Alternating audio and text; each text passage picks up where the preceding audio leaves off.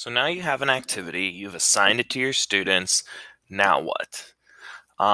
In order to see how your students are working and give feedback, we're going to look at the teacher side of Desmos for when students are working on an activity.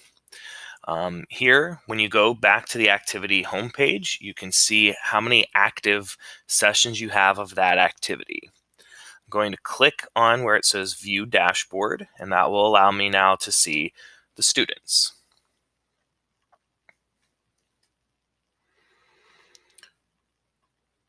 So there are a few different tabs that you can toggle through: Summary, Teacher, Student, and Snapshots.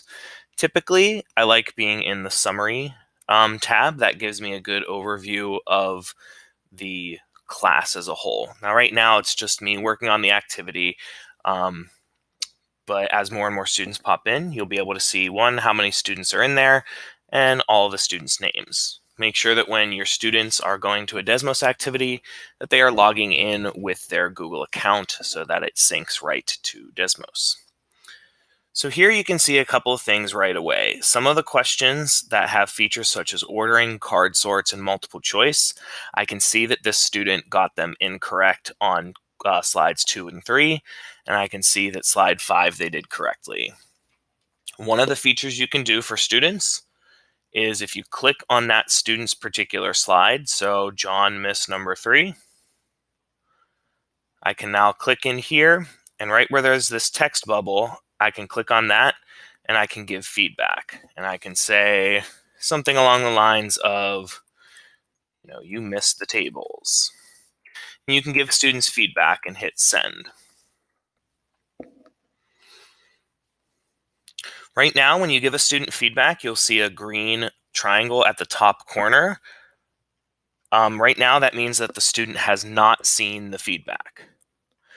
The other cool thing about Teacher Desmos is that you can see where students are on the slide. You can see here that I am actually moving through the slides on my student account. And now when I go to the page as a student where the text bubble is, there's going to be a notification that says you have feedback. And so I can click on that. I read the feedback as the student. And now as the teacher, you can see when it was green, now it is gray, which means the student saw your feedback. Another feature you can do is if you are presenting your screen to the class, but you don't want to share students' names, you can click on the Anonymize button here. And what it will do is it will change all students' names to famous mathematicians and scientists. Oftentimes, too, if you do this and don't tell the students you're doing it, you might hear some complaints of like, my name just changed, what happened? So that's okay. If you're trying to get all of the students' attention and talk to them about something, you can hit the pause button. And what that does is it locks all of your students out of the activity. They can't interact with it in any way, shape, or form. It's usually a really good feature to call everyone back to the Google Meet to kind of wrap things up if you need to. Just make sure that you hit unpause or pause again to allow them to continue to work. If you make a larger activity but only want them to focus on a few slides at a time, you can click on this pacing button. When you click on pacing, it's going to prompt you to select a screen to start your pacing. So let's say at the beginning of class, I only wanted my students to do slides 1 through 5. So I can click on 1 through 5, and then where it says restrict to screens 1 through 5, when I click that, same thing. It will only allow students right now to interact with slides 1 through 5. They'll be able to see that there's more than 5 slides, and you might get some comments to say, hey, I can't go to the next slide. Again, you want to inform your students that you've restricted to where they are. As you continue with this, you can either hit stop or edit, or if you just want to add a few more slides, you can just hit that plus sign and it will add a few more slides there.